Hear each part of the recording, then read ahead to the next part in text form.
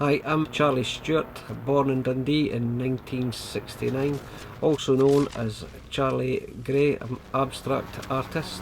I suffer from various mental illnesses, post-traumatic stress disorder, anxiety and depression amongst some, stemming from my past life and life in the military.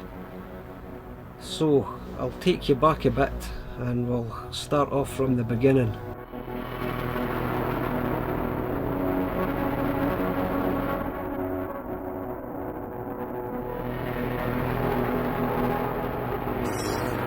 As a young kid growing up in Dundee, not much to do, always in trouble, I find myself joining the Army Cadet Force.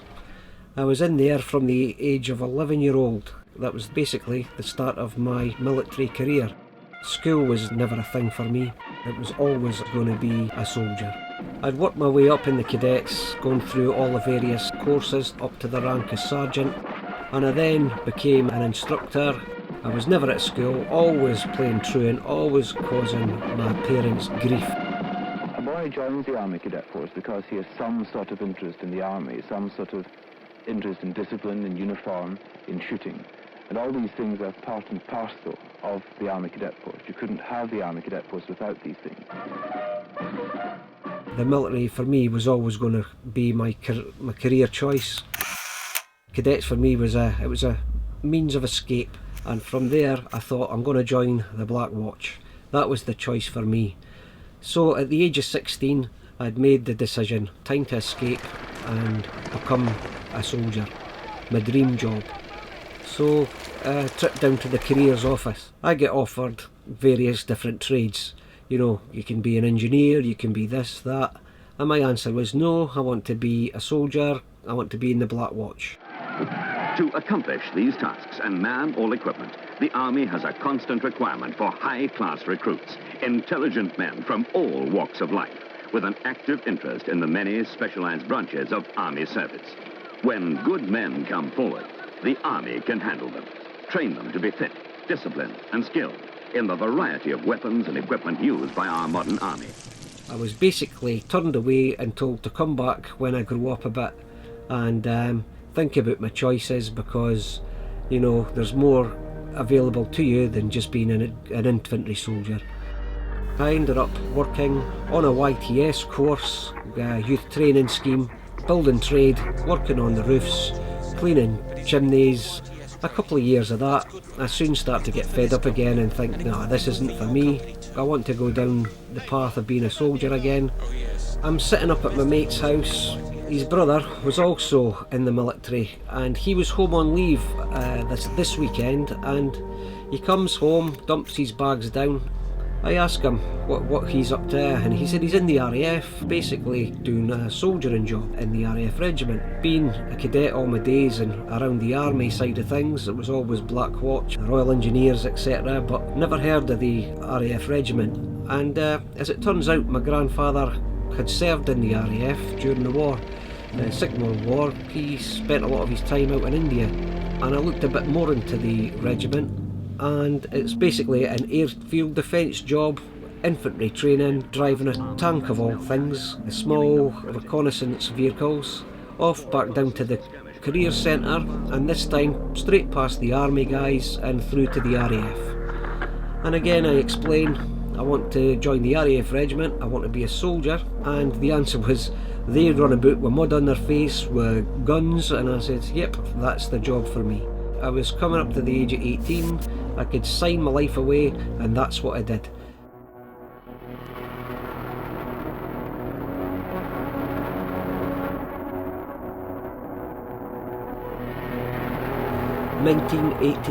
April 1988.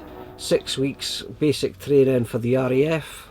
Very, very basic military training, marching around, bit of hilarity and very, very little field training or sort of actual soldiering. I passed out from RAF Swindon after the 6 weeks training, put straight on a bus to Royal Air Force Catterick to continue my training as a regiment gunner. That was a big shock to the system. We're all standing in our civvies A lot of guys we'd never met before because they'd passed out previous and were waiting on this course. And then we were told, grab your kit. We ended up having to run straight around the Perry track. 5.6 miles with all your kit. Guys with suitcases bursting open, pants, t-shirts all over the bloody airfield. Very, very first introduction to the RAF Regiment, and that was that. Off the bus and round the airfield with all your kit before we even got to our accommodation. No easy life whatsoever. Screamed it and shouted it. That was the first day. I then ended up spending 7.5 years in the regiment. First Gulf, 1990. Stationed in Germany, Cyprus, did Northern Ireland, a few different places in the UK, down to London, Queen's Colour Squadron. Hated that posting. Training to become a soldier and then having to march around, not my cup of tea. Standing outside Buckingham Palace. Yeah, basically, well, that is basically it. Germany, great place, plenty drink and kebabs.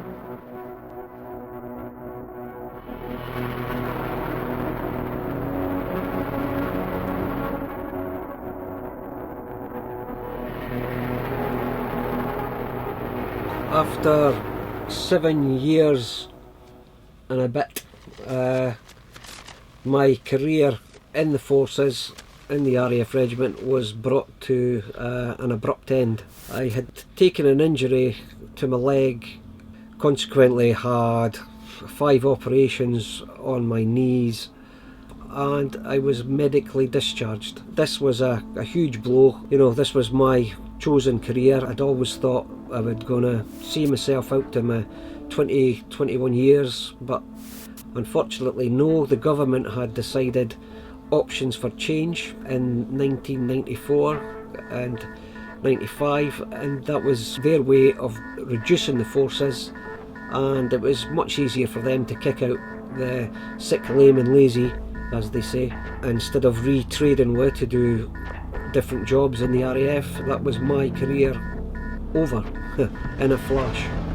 I'm now moving to life as a civilian after 7.5 years of having structure, food on the table, a roof over my head, etc.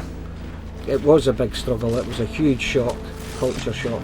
From the age of 11 to my sort of mid-20s, I'd been wearing a uniform so it's over half my life, you know, and I really struggled. I'd find a job easy enough, but holding down that job was always difficult. Having come from a life, you acquired discipline and you reacted to it properly. You were a disciplined individual. Coming into civilian life, it was sort of turned around on its head. I hated discipline. I couldn't handle managers, supervisors on the case, left, right and centre, and it was just not mine. I just couldn't cope with it. So yeah, holding down a job was always difficult. Security jobs, driving jobs, deliveries. I ended up training as a chef. That didn't last long at all. I find myself starting to drink more, drinking heavily in fact.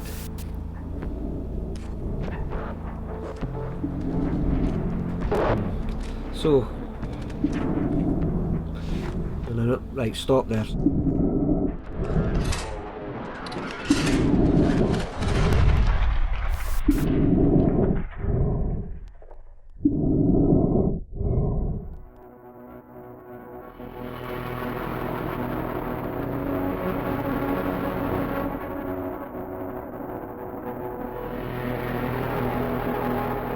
I did have a hobby with motorcycles. I was starting to get involved with motorcycle clubs. That was basically where my life was going. I was swapping one uniform for another. My greens into my leathers, basically. My cap badge was then my club badge. Quite a lot of bikers are ex-military. You hunger for the camaraderie. You've always got somebody watching your back, you know. Basically, yeah, brotherhood. That was where my life was going. Not really a care in the world. Motorcycling, drinking, amongst other things. Yeah, that's the way it went. That's where life was taking me. It wasn't a bad thing, I didn't think, at the time. Partying, drinking, there's only so much drinking you can do. You start realising, you know, there's something underlying, you need to start looking for help.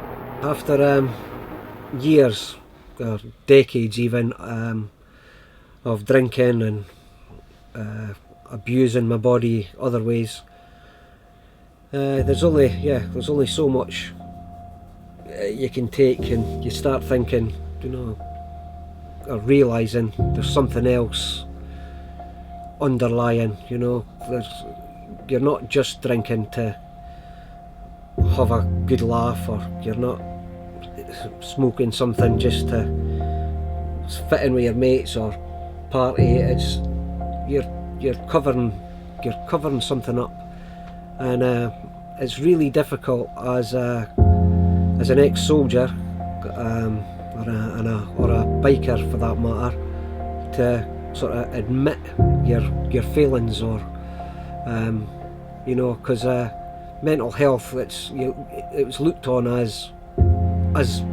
something's wrong, you've failed, you know. You don't want to admit to yourself, you know, and so all these years you're masking what's going on. So there comes to a point where you have to, you know, you realise that you need, you know, to seek help, and yeah.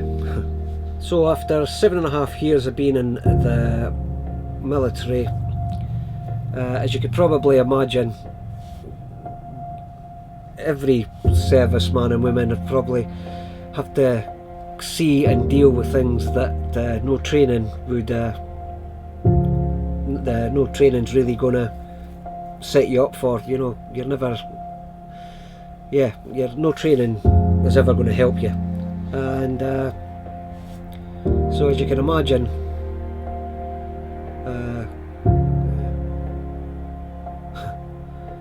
Yeah, that's horrible. See, I'm just thinking things again, and you didn't think it affects you, eh? So it does affect you, and that's shite. So yeah, you're going to be subjected to things that average civilians and shouldn't see. Basically, war's not nice.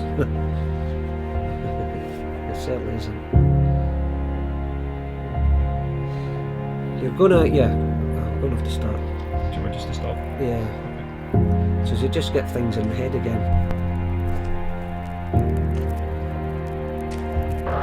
As you could probably, well, as I hope you can't imagine, you're subjected to a lot of things that no civilian should have to see or deal with. It's led to not just physical injuries, but also mental health injuries.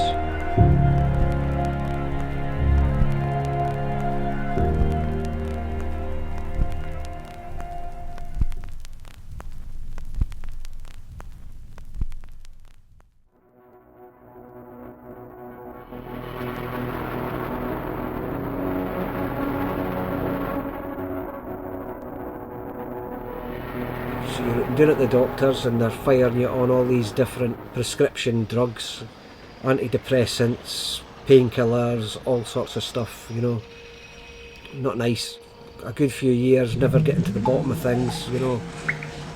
Visits to doctors, psychiatrists, etc. Things just not really working. Something in the back of my mind, it took me back to an old friend, ex-paratrooper. He's been continually on my case for a good few years about getting involved with Combat Stress. Combat Stress is a charity for veterans and serving personnel that deal with veterans with mental health problems, post-traumatic stress disorder. Basically, he was trying to convince me to get myself down to a residential course. It's at Hollybush House in Ayrshire. And it was things like you could be in there doing the group therapy sessions, anger management, alongside things like horse riding, archery and art therapy. That never ever appealed to me, and I kept shunning them off. It was just thinking the stigma, failure, something's not right. I don't want to seek help, you know. Don't need the help. I don't want to be with all these other guys having to admit my failings as such, or what's wrong with me mentally, you know, because it's not the very manly thing to do, as they say. It just never ever appealed to me.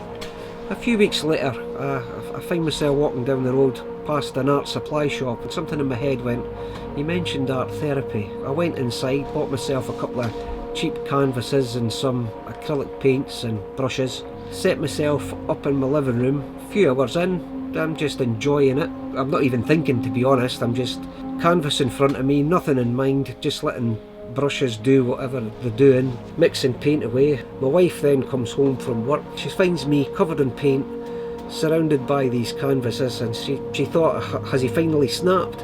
Is that him way over the edge, or what's going on? I just thought, I'll give this art therapy thing a go myself, you know, so I can't be arsed going down there with all these other guys, but I'll give it a go myself. And then she looked at some of the canvases and thought, you know what, some of this is actually not too bad.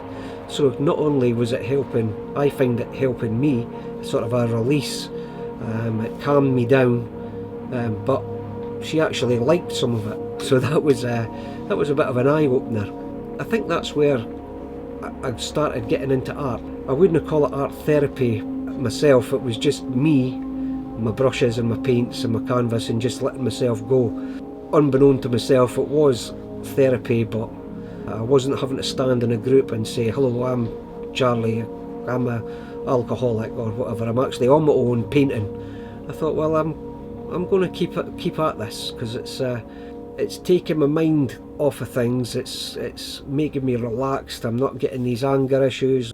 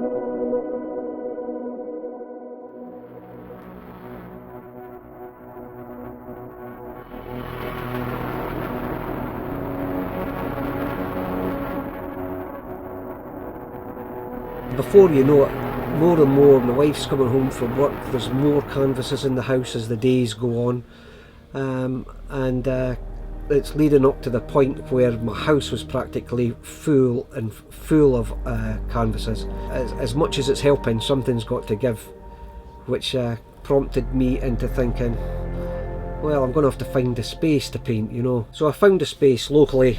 I set up in there and just continued working away, getting more involved in art, speaking to more people about art, friends of friends introducing me to artists locally, and have a look over my stuff, and I was getting general feedback, thinking some of it was good, some of it was utter crap.